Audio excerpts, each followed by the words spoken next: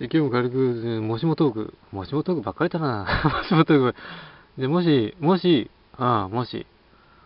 お前が花だったら、もし僕が花だったら、花って言うと、こういう感じよ。間違えた。違う、これ違う。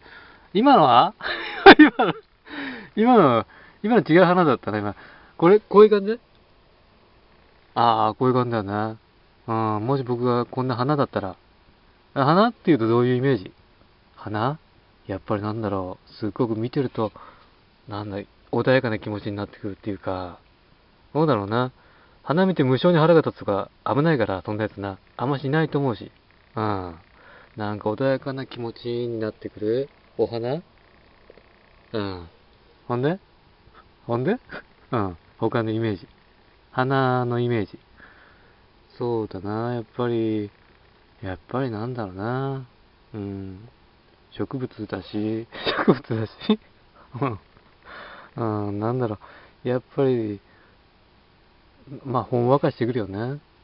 ほんわかしてるイメージだね。もしお前が、じゃあそんな花だったら、ああ、僕が、でもさ、花とかはさ、ずっとそこにいなきゃいけないよね。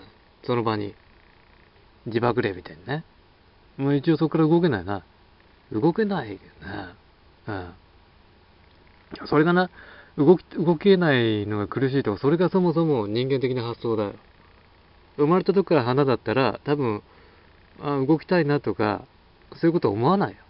思わないのかな。飛びたいとか思わないだろ。別に飛びたいとかさ、だって、お前例えばよくいるけども、私はね、鳥になりたいとかね、鳥になりたい。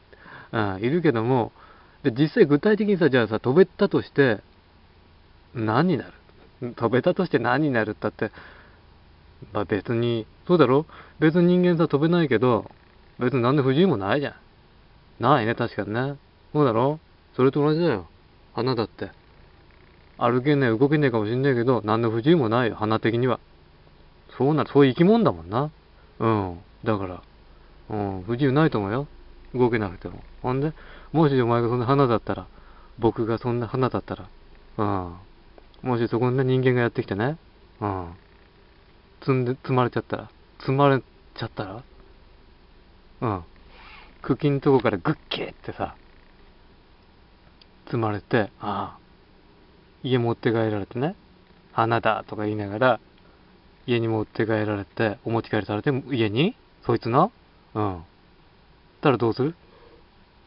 そんなことされたら、恨むよ。恨む恨んじゃう。恨むよ。それは。最悪だな、お前。恨みに凝り固まった花って。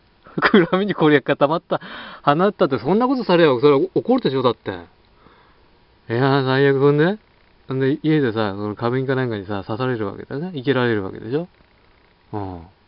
そしたらその家の中でお前はその、花瓶に刺された状態で、ずっと恨み続けるだろう。恨み続ける。